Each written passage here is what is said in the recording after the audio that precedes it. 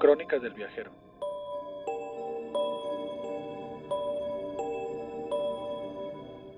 Capítulo 12. Corre. Hijo, dijo mi padre secándose las lágrimas. debes irte ahora. No, Le dije sin dejar de abrazar el cuerpo de mi madre. no me iré. No la dejaré. Adán, escúchame. Dijo él tomándome un brazo. Ya no hay tiempo. No, no puedo. Le dije sin parar de llorar. Por favor, hijo. Me dijo mi padre jalándome hacia él. Debes llegar a casa, ir a la puerta de la troje, abrirla y entrar en ella. No, no voy a dejarlos. Le dije sin soltar la mano suavecita de mi madre sin vida. Le prometiste que obedecerías cuando llegara el momento. Dijo él, pero no podía dejar a mi madre ahí, y que esos locos terminaran con mi padre también. Adán, vete ahora. Dijo girando la cabeza de nuevo y jalándome más hacia arriba. Mis pies estaban débiles, no podía levantarme. Sigue en esa dirección y encontrarás un camino que te llevará a casa. En ese momento, el suelo tembló debajo de nosotros, como si algo estuviera cerca. ¿Qué? Comencé, y mi padre me levantó, mientras yo sentí el último roce de la mano de mi madre. Son ellos. Aseguró. Caminamos hacia adelante. Estábamos en terreno alto, pero yo no podía dejar de ver a mi madre. Ya están aquí. Giré mi cabeza al escuchar un sonido lejano, y pude ver la imagen terrorífica que estaba frente a mí. De todas direcciones en vehículos negros llenos de polvo, se acercaban a nosotros hombres uniformados también de color negro. Llevaban pasamontañas sobre su cabeza, armas, cascos y chalecos. Venían hacia nosotros como si fueran transcriminales, como una ola de oscuridad que iba cubriendo todo a su paso. Un manto negro que venía a toda velocidad hacia donde nos encontrábamos, dejándonos casi sin escapatoria. Son muchísimos. Le dije a mi padre pegándome a él temblando. Sé que has corrido mucho en estos años, hijo. Dijo mi padre arrodillándose para quedar a la altura de mi cara. Pero hoy te voy a pedir que corras como nunca lo has hecho. La troje tiene un encantamiento. Ellos no podrán entrar, pero tú sí. Vete de aquí, llega a la puerta y escapa. No, son demasiados. Puedo ayudarte. Le aseguré. Tú solo no. Para eso estoy yo aquí también. Dijo de pronto una voz detrás de nosotros que me enchinó la piel, y los dos volteamos hacia atrás rápidamente. ¿Ella ya te había avisado? Preguntó mi padre mirando a la figura de un hombre que brincó desde una de las ramas del enorme árbol detrás de nosotros cerca del cuerpo de mi madre. Así es. Dijo cayendo al suelo limpiamente, y sentí sudor resbalar por mi nuca al darme cuenta de quién se trataba. Desde hace tiempo ella me pidió que te ayudara. La puerta ya está abierta. La abrí cuando ustedes salieron como Amelia me lo indicó anoche. Tus hijos no deben tardar en entrar. ¿Desde hace cuánto lo sabes? Preguntó mi padre.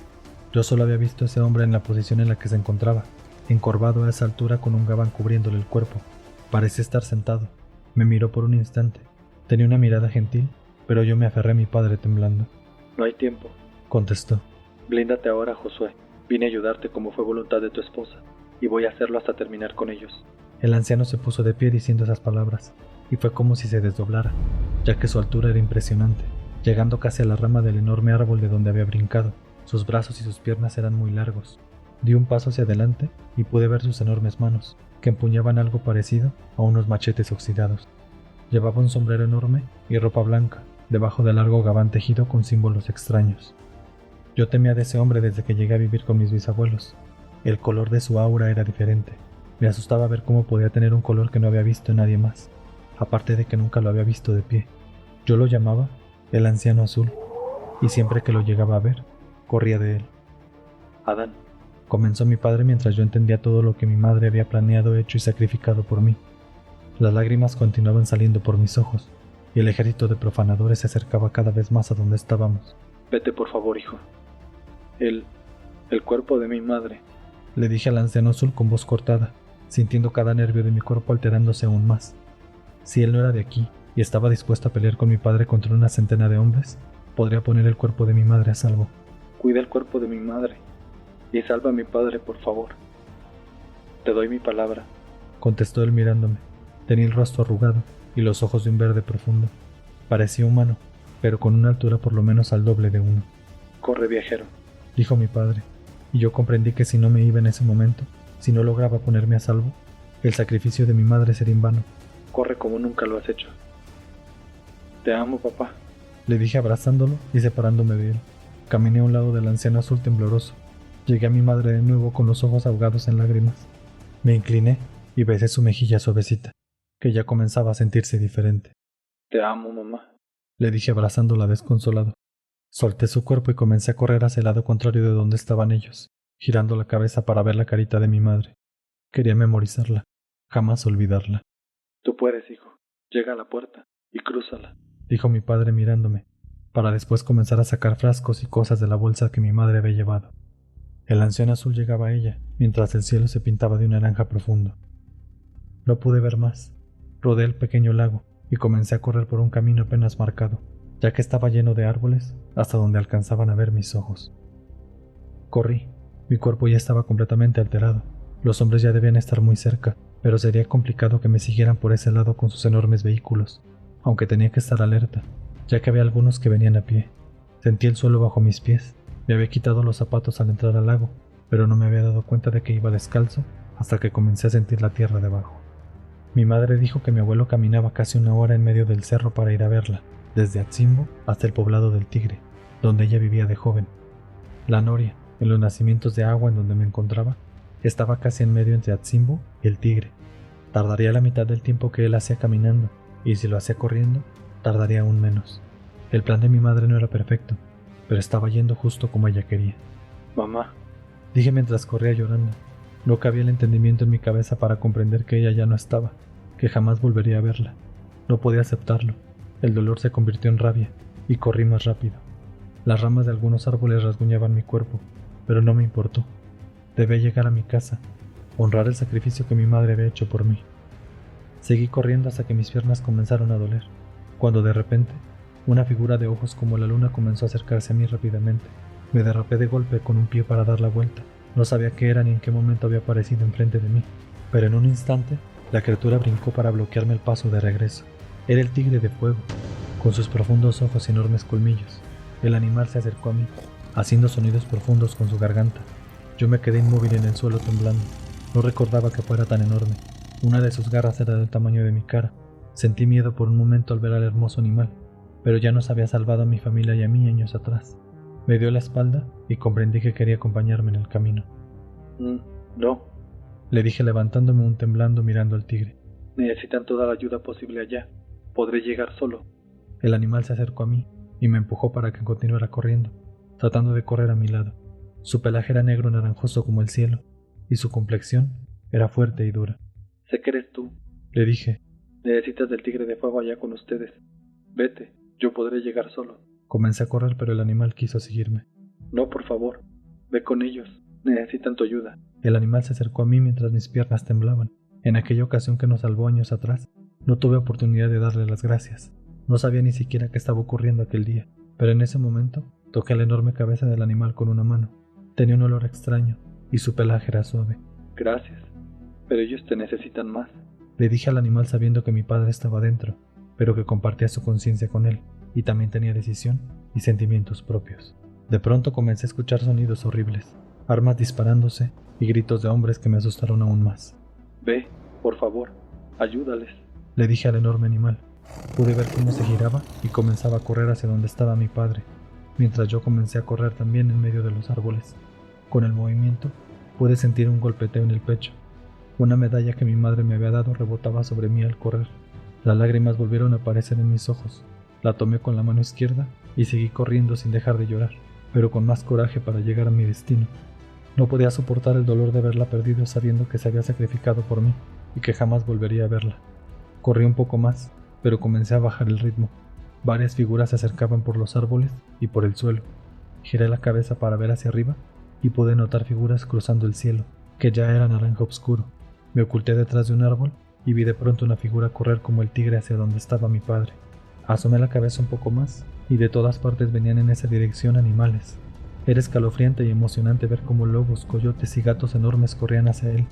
Vi cruzar aves por el cielo que no pude distinguir. Sentí una emoción extraña en el estómago. Unos 50 animales corrían a ayudar a mi padre y al anciano azul. Me asomé detrás del árbol y supe que podía seguir corriendo, ellos en una dirección y yo en otra. No dejé de llorar en ningún momento.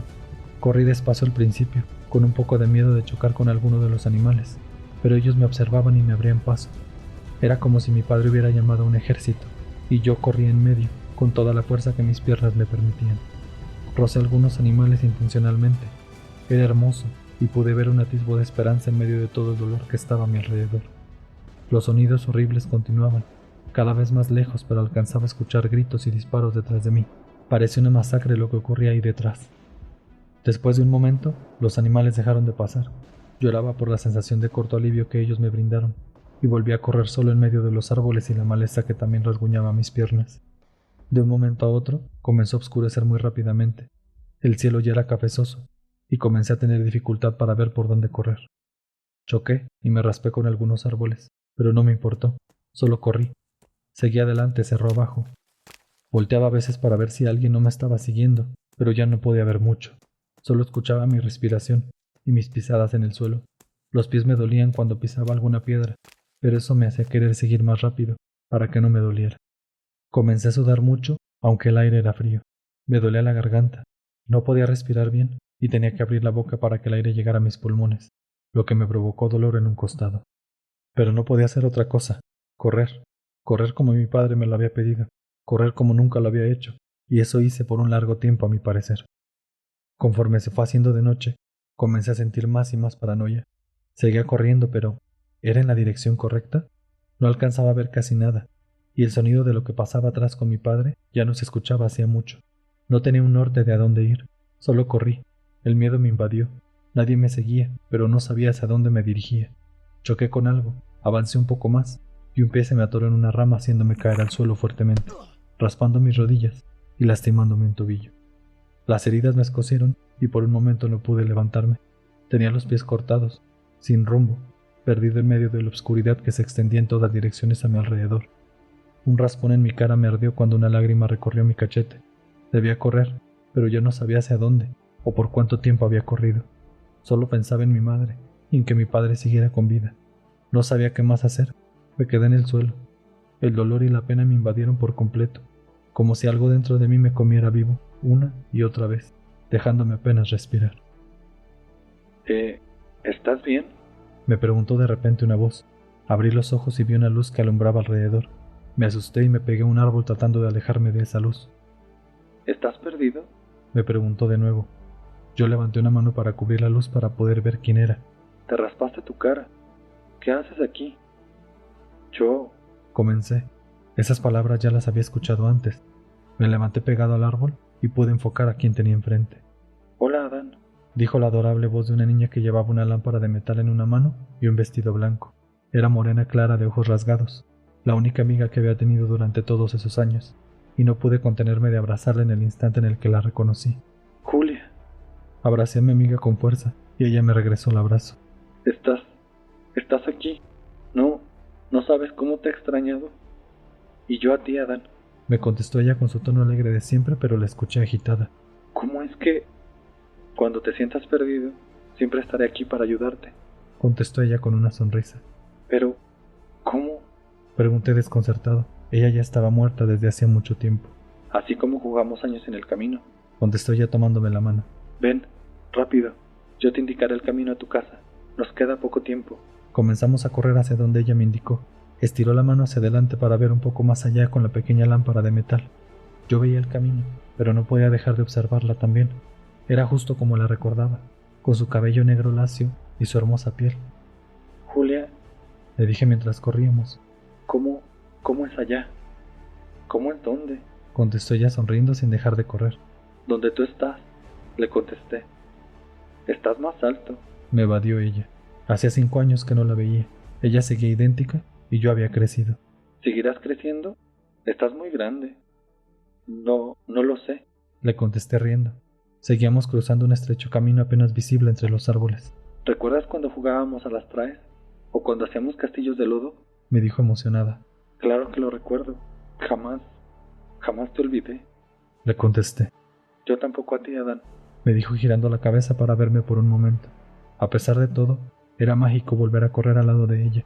Era irreal verla como si su corazón latiera, con sus manos cálidas y su cara chapeada por correr, indicándome el camino por donde debía ir, como una brújula dándome dirección. ¿Cómo es que sabes el camino? Le pregunté agitado. No sé el camino, solo voy a donde tú quieres llegar. Me contestó. Eres tú quien me guía. Pero si tú vas mostrándome por dónde. Le dije confundido. Sí, pero tu don es lo que nos guía. Por eso puedes verme. Por eso puedes saber el camino. Solo que aún no lo sabes del todo. Me contestó dejándome aún más confundido.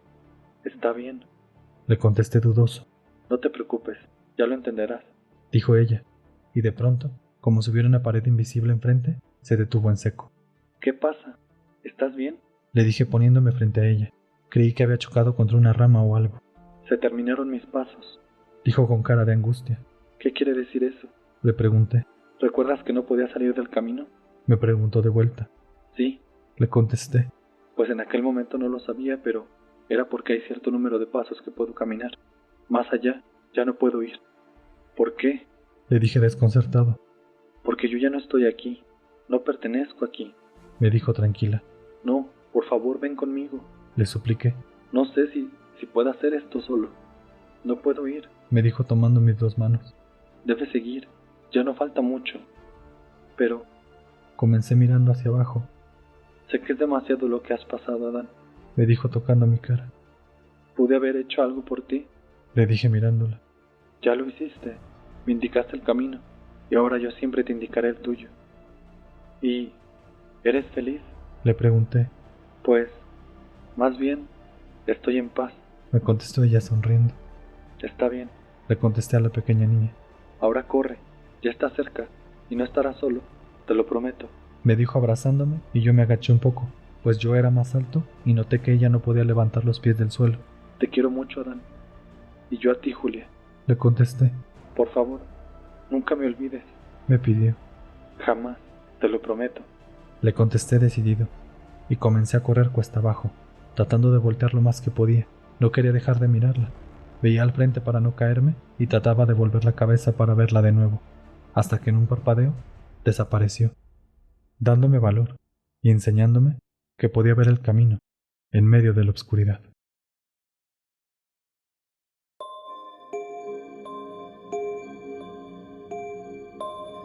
Crónicas del viajero.